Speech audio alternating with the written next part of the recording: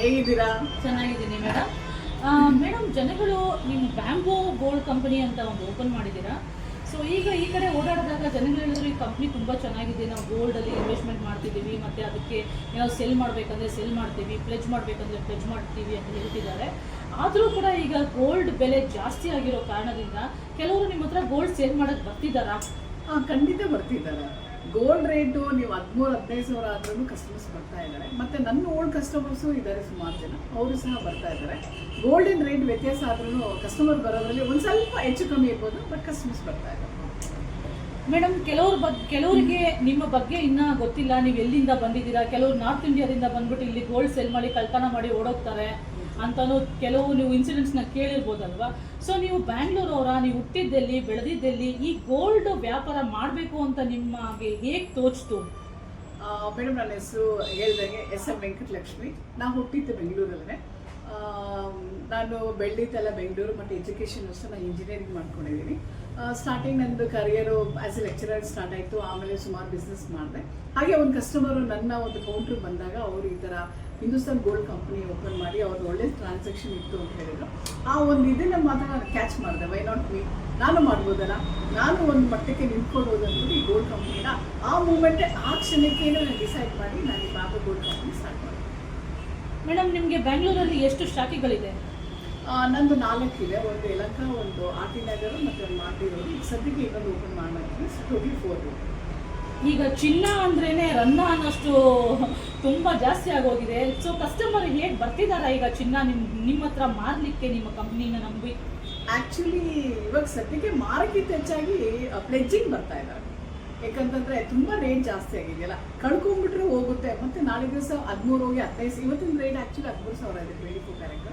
So ನಾಳೆ 15 ಆಗ್ಬಾರ್ದು, ನಮ್ಗೆ ಆ ರಿಟರ್ನ್ ಸಿಗುತ್ತೆ ಅಂದ್ಬಿಟ್ಟು ಯಾರು ಮಾರಕ್ಕೆ ಹೆಚ್ಚಾಗಿ ಬರ್ತಾ ಇಲ್ಲ, ಬಟ್ ಪ್ಲೆಜ್ಜಿಂಗ್ ಎಲ್ಲ ಬರ್ತಾ ಇದ್ದಾರೆ. ನೀವು ನಿಮ್ಮ ಕಂಪ್ನಿನ ಬೆಳೆಸೋದಕ್ಕೆ ಯಾವ್ಯಾವ ತಂತ್ರನ ಉಪಯೋಗಿಸ್ತೀರಾ ಮೇಡಮ್? ಆ್ಯಕ್ಚುಲಿ ಇವಾಗ ಏನು ಮಾಡಿದ್ದೀನಿ ಅಂದರೆ ಪ್ಲೆಜ್ಜಿಂಗ್ ಸ್ಟಾರ್ಟ್ ಮಾಡಿದ್ದೀನಿ. ಆ ಪ್ಲೆಜ್ಜಿಂಗಲ್ಲಿ EMI ಆಪ್ಷನ್ಸ್ ಎಲ್ಲ ಕೊಟ್ಟಿದ್ದೀನಿ. ಮತ್ತು ನಮ್ಮದು ರೇಟ್ ಆಫ್ ಇಂಟ್ರೆಸ್ಟ್ ಬಂದು ಸಿಂಪಲ್ ರೇಟ್ ಆಫ್ ಇಂಟ್ರೆಸ್ಟ್. ನಮ್ಮದು ಕಾಂಪೌಂಡ್ ಇಲ್ಲ. ನಾನು ಏನು ರೇಟ್ ಆಫ್ ಇಂಟ್ರೆಸ್ಟ್ ನಾನು ಫ್ರೇಮ್ ಮಾಡ್ತೀನೋ ಸ್ಟಾರ್ಟಿಂಗ್ ಬಂದಾಗ, ಅದೇ ರೇಟ್ ಆಫ್ ಇಂಟ್ರೆಸ್ಟು ಟಿಲ್ ಅವರು ರಿಲೀಸ್ ಮಾಡೋರ್ಗೂ ಸೇಮ್ ಇರುತ್ತೆ. ಹಾಗೆ ನಾನು EMI ಆಪ್ಷನ್ಸ್ ಎಲ್ಲ ಕೊಡ್ತಾ ಇದ್ದೀನಿ. ಸೊ ಎವ್ರಿ ಮಂತ್ ಅವ್ರು ಸ್ವಲ್ಪ ಕೊಡ್ಬೋದು. ಹಾಗೆ ಅವರು ಆ ರೀತಿ ಇನ್ಸ್ಟಾಲ್ಮೆಂಟ್ ಬೇಸಿಸ್ ಕಟ್ಕೊಂಡು ಹೋದರೆ ಒಂದು 5 ಡೇ ಅದು ಕ್ಲೋಸ್ ಆಗಿದ್ರೆ ಅವರು ಇದು ಗೋಲ್ಡ್ನ ರಿಲೀಸ್ ಮಾಡ್ಬೋದು.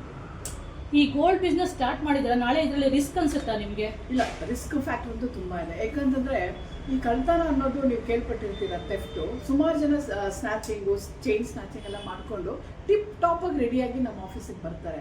ಆದರೆ ಏನು ಗೊತ್ತಾ, ಎಲ್ಲರದ್ರೂ ಹಳೆ ಚಿನ್ನದು ನಾವು ರಿಸಿಪ್ಟ್ ಇರೋದಿಲ್ಲ. ಈವನ್ ಫಾರ್ ಎಕ್ಸಾಂಪಲ್ ನನ್ನ ಹತ್ರನೇ ಆಗಲಿ, ಸುಮಾರು ಒಂದು 15 ವರ್ಷದ ಹಿಂದಿಂದ ಏನಾದರೂ ನಿಮ್ಮದು ಗೋಲ್ಡ್ದು ರಿಸಿಪ್ಟ್ ಇದೆ ಅಂದರೆ ಖಂಡಿತ ನನ್ನ ಹತ್ರ ಇರಲ್ಲ.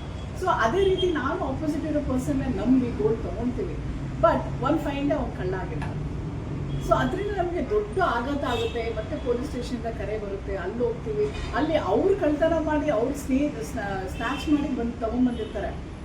ಆದರೆ ಪೊಲೀಸರು ನಮ್ಮನ್ನ ನಾವೇನೋ ದೊಡ್ಡ ತಪ್ಪು ಮಾಡಿದಾಗ ನಮ್ಮನ್ನ ಆ ಒಂದು ದಂಡನೆಯ ಒಂದು ಇದ್ರಲ್ಲಿ ಬಾಕ್ಸಲ್ಲಿ ನಿಲ್ಲಿಸ್ತಾರೆ.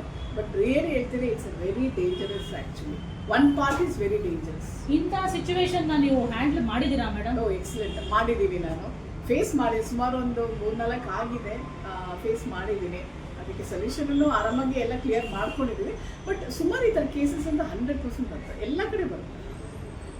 ಮೇಡಮ್, ನೀವು ಪ್ಲೆಜ್ ಮಾಡಿದ್ರೆ EMI ಅಂತ ಹೇಳಿದ್ರಿ.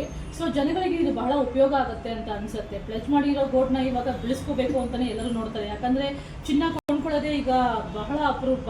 ಸೊ ಚಿನ್ನವನ್ನು ಬಂದು ಅಡವಿಟ್ಟಾಗ ಅದನ್ನು ಬಿಡಿಸ್ಕೊಂಡು ಹೋಗೋದು ಒಂದು ಬಹಳ ದೊಡ್ಡ ಸಾಧನೆ ಆಗೋಗ್ಬಿಟ್ಟಿದೆ ಈಗ. ಯಾಕಂದ್ರೆ ಚಿನ್ನದ ರೇಟ್ ಗಗನಕ್ಕೇರಿದೆ.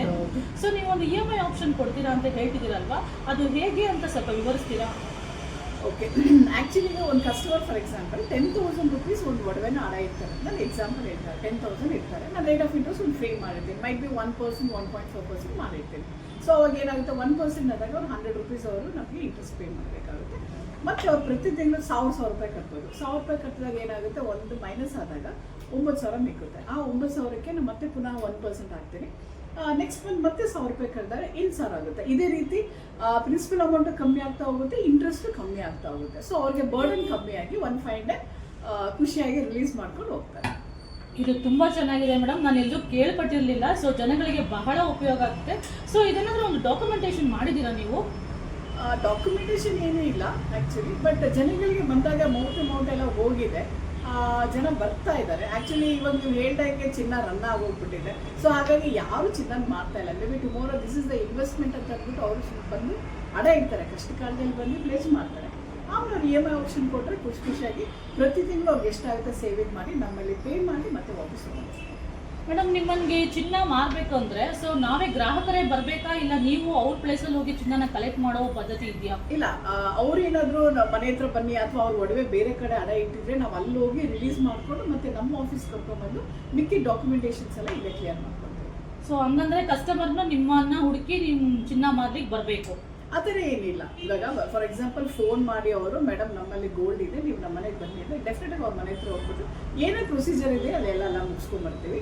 ಇನ್ ಕೇಸ್ ಬೇರೆ ಕಡೆ ರಿಲೀಸ್ ಮಾಡಿರ್ತಾರೆ, ಫಾರ್ ಎಕ್ಸಾಂಪಲ್ ಮುತ್ತೂಟಲ್ಲಾಗಲಿ SBI ಬ್ಯಾಂಕಲ್ಲಾಗಲಿ ಎಲ್ಲ ರಿಲೀಸ್ ಅಡ ಇಟ್ಟಿದ್ದಾಗ ನಾವು ಹೋಗಿ ರಿಲೀಸ್ ಮಾಡಿಕೊಂಡು ನಮ್ಮ ಆಫೀಸಿಗೆ ಬಂದು ಡಾಕ್ಯುಮೆಂಟೇಷನ್ ಎಲ್ಲ ಇದು ಮಾಡ್ಕೊಡ್ತೀವಿ.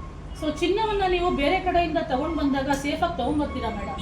ಅದಕ್ಕೆಲ್ಲ ನಾವು ಅದರದ್ದೇ ಆದ ಸೆಕ್ಯೂರಿಟೀಸ್ ಎಲ್ಲ ಮೇಂಟೈನ್ ಮಾಡ್ಕೊಂಡು ತಗೊಂಡ್ಬರ್ತೀರಾ?